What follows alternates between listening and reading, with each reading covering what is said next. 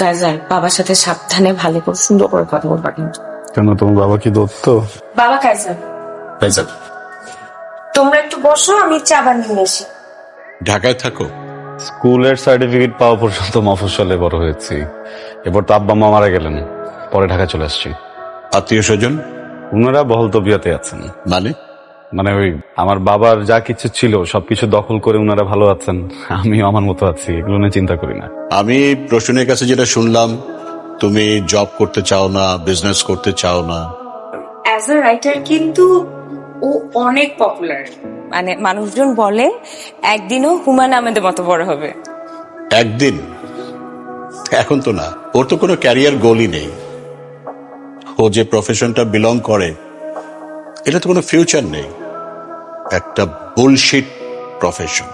Sorry uncle, কি বললেন? আমি বলেছি বুলশিট প্রফেশন। মানে আপনার কাছে মনে হচ্ছে যে রাইটিং প্রফেশন বুলশিট। ভালো কোন প্রফেশন মনে হয় আপনার কাছে? দুর্নীতি করা, ঘুষ খাওয়া। হ্যাঁ, শাট আপ! কি বলছো তুমি? আঙ্কেল চিৎকার করবেন না। এই যে আপনার বাড়িতে আপনি এরকম দামি সোফা রেখেছেন, আপনি যে লাইফস্টাইল মেনটেন করেন, আপনি যে স্যালারি পান ওটাতে যায়, আপনি ঘুষ খান না? কাজার, তুমি কার সাথে কথা বলছো জানো? আমি ঘুষখোরের সাথে কথা বলছি। Shut up! তোমার বাবা মা তোমাকে কোনো শিক্ষা দেয়নি? আঙ্কেল প্লিজ বাবা মাকে নিয়ে কথা বলবেন না। Shut up! তুমি আমার বাড়িতে এসে কথা বলছো, আমাকে অপমান করছো। আপনি বাবা মাকে নিয়ে কথা বলবেন না প্লিজ। তোমার বাবা মা হচ্ছে অশিক্ষিত, মূর্খ, এবং তুমিও তাই হয়েছো। কি মানুষ নাকি জানোয়ার? সে তখন থেকে দেখছি বাবা একটা কথা বলে তুমি কথা বলেই যাচ্ছ কেন? কি সমস্যা তোমার? প্রফেশন নিয়ে কথা। মুখ বন্ধ করো কাইজার। কাইজার বাসা থেকে বের হও। আমার বাবা মাকে নিয়ে। কাইজার, আমার বাসা থেকে বের হও। Just because I love you আমি আমার দারোয়ান আজকে ডাকতেছি না। আর এটা কোনো ওয়ার্নিং না, এটা আমার ফাইনাল ডিসিশন। আমার সাথে আর কোনো ধরনের যোগাযোগ করবে না, বের হও। আমি তো বাবা মাকে নিয়ে। বের হও কাইজার।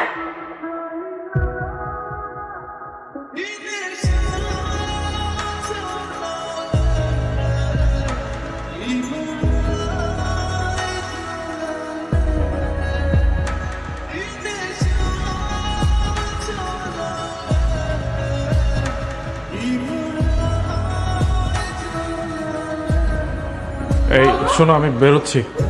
কেন ব্রেকফাস্ট করবে না? আর বলো না, অফিসে কি একটা ঝামেলা লাগছে, এক্ষুনি গিয়ে আমার ম্যানেজারের সাথে বসতে হবে।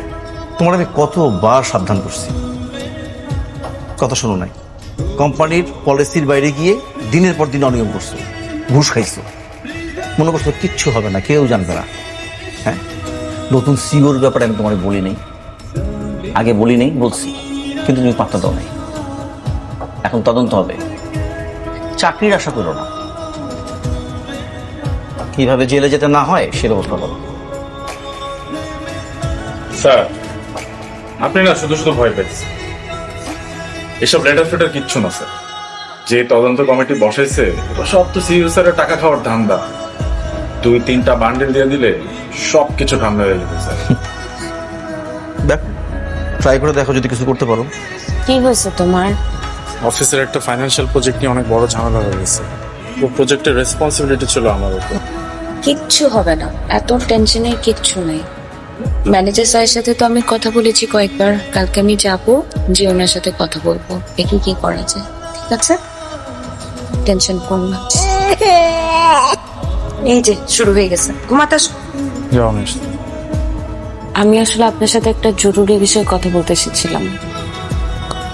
ভাবি, আমি বোধহয় বুঝতে পারছি আপনি আসলে কোন বিষয়টাকে মিন করছেন। আসলে আপনি তো সবসময় ওর গার্জিয়ান ছিলেন, ওকে ভালো কোনটা মন্দ কোনটা বুঝিয়েছেন। এখন এরকম একটা সিচুয়েশনে আসলে ওকে কিভাবে কি বলা উচিত। মানে আগের সিইও থাকলে আমি খুব সহজেই ব্যাপারটাকে ম্যানেজ করতে পারতাম, তো এখন যিনি আছেন খুব স্ট্রিক্ট। আপনি একটা কাজ করেন না, আপনি তার সাথে দেখা করে সরাসরি কথা বলেন।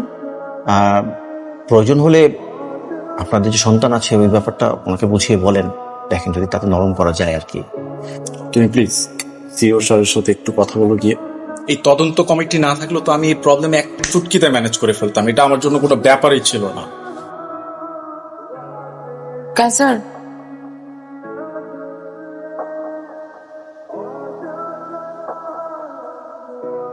বাপি সাহেব, ওনাকে বলুন আগামীকাল আসতে।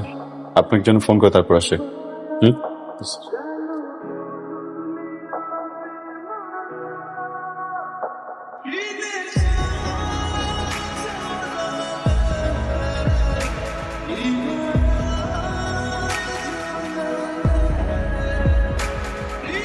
এই বছরটা দিতে হবে না ঋণ করে দিয়ে দিন সময় মতো।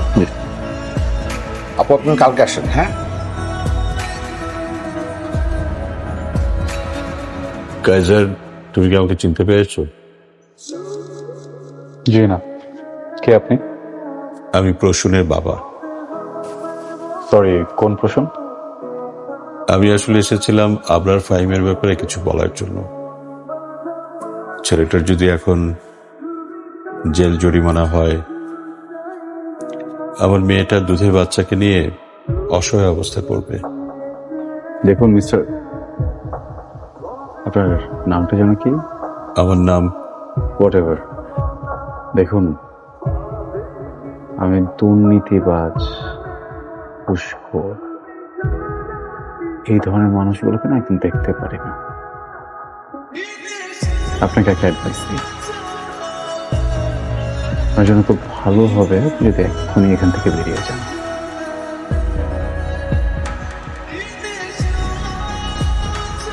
বলেছিলাম বাবা, ও তোমাকে আবার অপমান করবে। এটা অপমান না, এটা প্রতিশোধ। আমরা পুলিশ দিয়ে ধরিয়ে দিয়েছিলাম, সেই জন্য প্রতিশোধ নিল। চাকরি, সাফল্য, দুনিয়াদারি, এসব কিছুই ওর মাথায় কখনো ছিল না। সরল সাদামাটা জীবন ছিল। তাইজার, তুমি কি চাও আমার থেকে? আমার জীবনটাকে তুমি তছনছ করে দিতে চাও? তুমি কি আমাকে রাস্তায় ফেলে দিতে চাও? তুমি আমাকে পথে বসাতে চাও?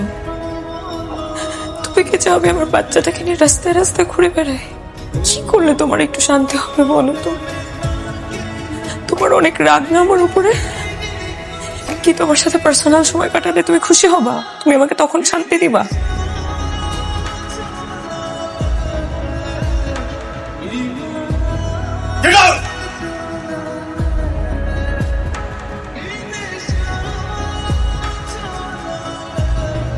মিসেস ফাহিম, আমি খুবই দুঃখিত আপনাকে এমন একটা জায়গায় ডেকেছি।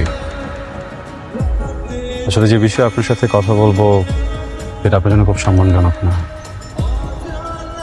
তাই অফিসের সবার সামনে বলতে চাইনি। আপনি বেশ কয়েকবার অফিসে এসেছেন আমার সাথে কথা বলার জন্য, কিন্তু আমি আপনাকে সময় দিইনি। আপনি নিশ্চয়ই ভেবে নিয়েছেন এর পিছনে ব্যক্তিগত কোনো কারণ। ভুল। এখানে আপনার হাজবেন্ডের করা সব ফ্রডের ডিটেলস আছে। একজন সচেতন মানুষ হিসেবে পুরোটা দেখে আমাদের বলবেন এখন আপনার হাজবেন্ডের সাথে আমাদের কি করা উচিত। তোমার যেটা ভালো মনে হয় তুমি করো, আমার তোমাকে বলার কিছু নেই। মিসেস ফাহিম, আমরা অবিবেচক নই। আপনার পরিবারের বিষয়টা আমরা ভেবেছি, আপনার সন্তানের বিষয়েও ভেবেছি। আপনার হাজবেন্ড যে পোস্টে চাকরি করছিলেন তার জন্য আমরা বাহির থেকে আপনার কাউকে হায়ার করছি না। অ্যাপয়েন্টমেন্ট লেটার আপনি চাইলে কাল থেকে জয়েন করতে পারেন। Thank you. ওয়েলকাম। কাইজার,